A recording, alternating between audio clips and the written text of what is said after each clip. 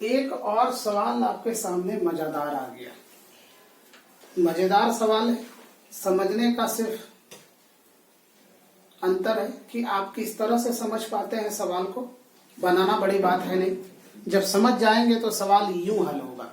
ऐसे करेंगे और सवाल हल बन होकर रेडी हो जाएगा। ठीक है, चलिए देखिए सवाल कह रहा है एक क्रिकेट टीम के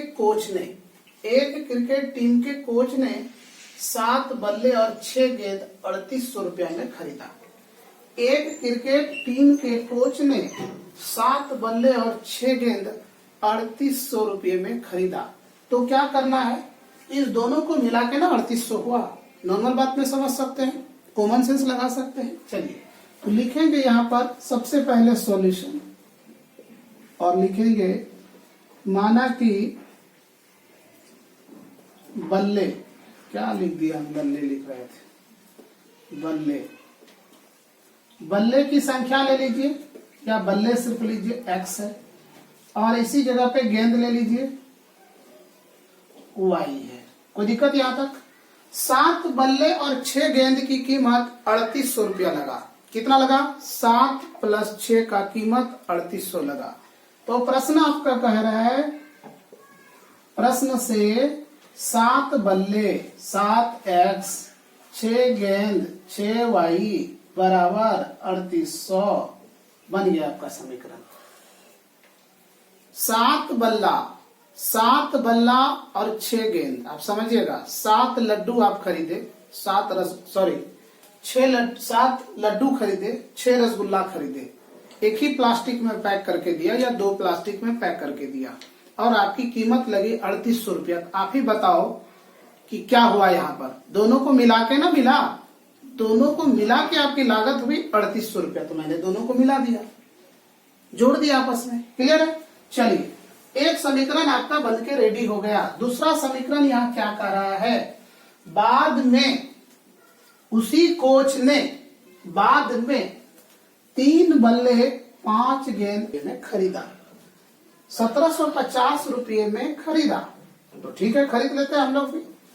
कितना खरीदा? 3 बल्ला क्या है? x है, 3x प्लस कितना है? 5 गेंद 5y बराबर कितने में खरीदा?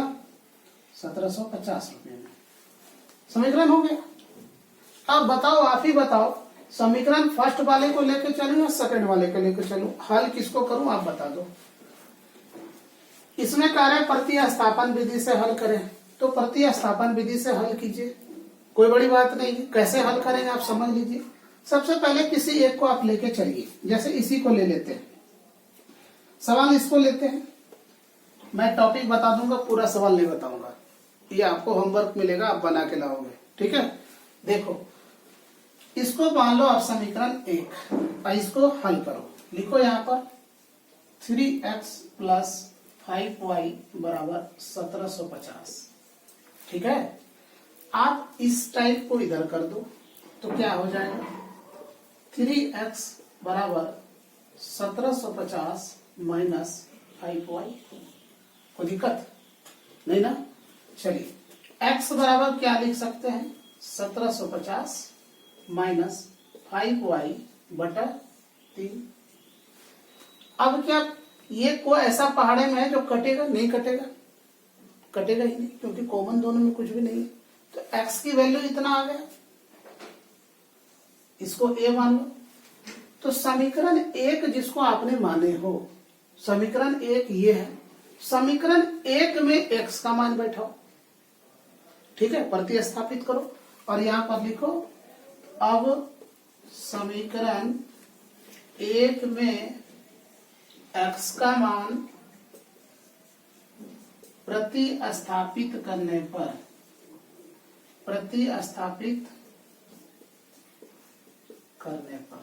ठीक है। कैसे प्रतिस्थापित करोगे भाई? तो पहले समीकरण को लिखना होगा।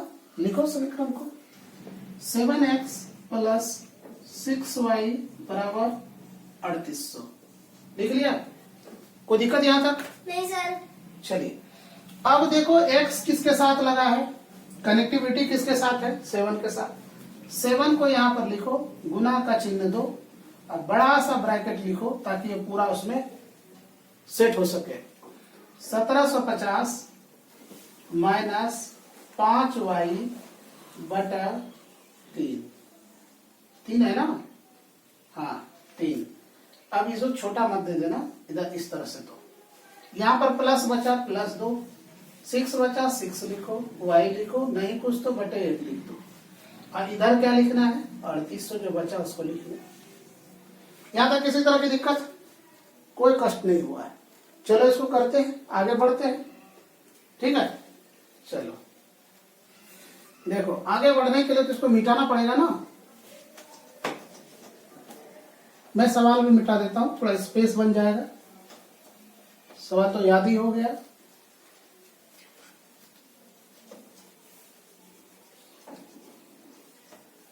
देखिए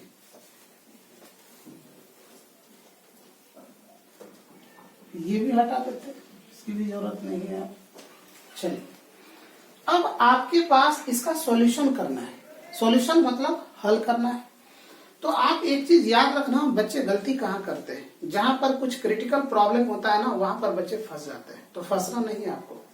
सबसे पहले आपको क्या करना है कि ये ब्रैकेट है ना, इस सब को पहले गुना कर लेना है या फिर इसका लघुत्तम ले लेना है, दोनों सॉल्यूशन सही होगा। देखिए हम क्या करते हैं, 7 ब्रैकेट 1750 माइनस 5y इस पूरे का बटे 3 देते हैं और इधर बटे 6y बटे 1 देते हैं और बराबर 3800 देते हैं। ये जरूरी नहीं था लिखना, लेकिन मैंने एक लाइन इसलिए बढ़ा दिया ताकि ये 7 का आपको कुछ लगता होगा गड़बड़ हो रहा है, लेकिन गड़बड़ नहीं हो रहा है, मैंने उसको पूरा सीधा कर दिया। चलिए अब इसको आप क्या करेंगे, 3 और 1 का लघुत्तम लीजिए, क्या होगा 3 होगा। इस 3 को आप इधर से भाग दीजिए, किसमें भाग देंगे, इसमें भाग देंगे तो ये पूरा पूरा उतर जाएगा, एक बार लगेगा, उतारिए। इसको गुना कर लीजिए ना, इतना गुना 1750 माइनस 5y 7 पचे 35 हो जाएगा आपका, यहाँ पर 35 प्लस इसको जब इससे भाग दोगे तो 3 बार लगेगा, 3 गुना 6 6 18y, 18y बराबर 3800। नहीं कुछ तो बटे 1, कोना कोनी गुना, इसको इधर से और इसको इधर से, ठीक है। कोना कोनी गुना कीजिए, तो कोना कोनी गुना करेंगे तो 17 गुना 7 कीजिए, क्या होगा 0, 7 पचे 35 करीब 5, हाथ में रल 3, 7 सत्ते 49, 49 और 3 52, 52 करीब 2, हाथ में रल 5, 7 तक 7, 5 12, 12,250 हुआ। आप कैलकुलेटर से कर लेना, ठीक ही होगा। माइनस 35y सॉरी, इसको यहाँ पर एक लाइन हम लोग घटा देते हैं, ज्यादा क्या मेहनत करेंगे। 35 में 18 गया, कितना बचा, तो 35 में 18, 5 में 8 नहीं जाएगा तो इसको कर दो 15, 15 में 8 गया, कितना बचा 8 7 15, 7 बचा, यहाँ पर 2 बचा, 2 में 1 गया, 1 बचा, 17 बचा, 17y। अब बराबर इधर कर दो 38 गुना 3, 3800 गुना 3, ठीक है। तो 3800 गुना 3 करोगे तो ये 0 हो जाएगा, 0 हो जाएगा, 38 24 के 4, हाथ में रख 2 2 और 3 3 9 2 11 हो जाएगा, इतना आ गया, ठीक है। समझ में आ रहा है ना। चलिए अब यहाँ पर देखिए 12,250, अब इसको इधर कीजिए, ये इतना हो गया ना, यहाँ पर लिख लीजिए 11,400, इसको हटा देते हैं, ठीक है। तो इसको इधर कर दीजिए, ये प्लस है ना यहाँ पर 3800, इसको इधर कर दीजिए, माइनस हो गया 11,400 और ये 17 क्या है माइनस, इसको उस पार कर दिए तो 17 प्लस हो जाएगा, कोई दिक्कत। अब 12,250 में 11,400 घटा दिए कितना बचता है 850।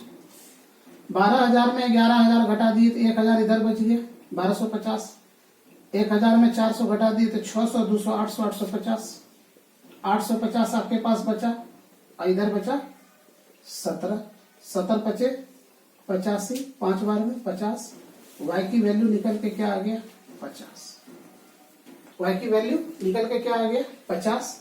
अब इसी में अगला वैल्यू निकालेंगे, क्या आपका समीकरण देखिए, x की वैल्यू आपको याद रखना है, ये है आपका x, है ना। इसी पे आपको हल करना है अगला सवाल। अब इसका मान रखेंगे समीकरण 1 में। तो चलिए इसको अब यहां से हटाते हैं, ठीक है। इसको यहां से हटाते हैं। इसको यहां से हटाने के बाद क्या लिखेंगे, यहां लिखेंगे अब समीकरण ए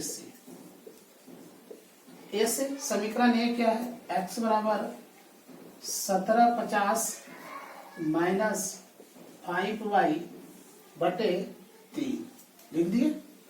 y की वैल्यू कितना है 50 है, तो यहाँ पर y की जगह तो गुना हो जाएगा ना, गुना 50 लिख दो, कोई दिक्कत। तो 1750 माइनस 25 हो गया, एक शून्य बैठा दिए, बटे 3 हो गया।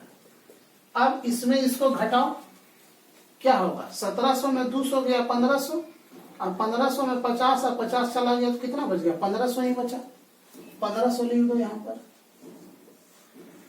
1500 200 1750 हो गया ना, बटे 3 कर दो, 3 से इसको घटाओ, 3 पचे 15, 2 शून्य उतार दो, तो इसकी वैल्यू कितना निकल के आया 500 रुपया। चूंकि रुपये में दिया गया है, y की वैल्यू इतना रुपया। ये पूछ क्या रहा था, सवाल पूछ रहा था बल्ले की कीमत और बैट की कीमत। बल्ला किसको माने थे, बल्ले माने थे किसको हम लोग, और गेंद, यही था ना। बल्ला था x, ये था y, तो x यहां लिख लेंगे और यहां पर y लिख लेंगे। x की वैल्यू कितनी है आप देख लो 500, यहां पर लिख लेंगे 500, और y की वैल्यू क्या है 50 लिख लेंगे।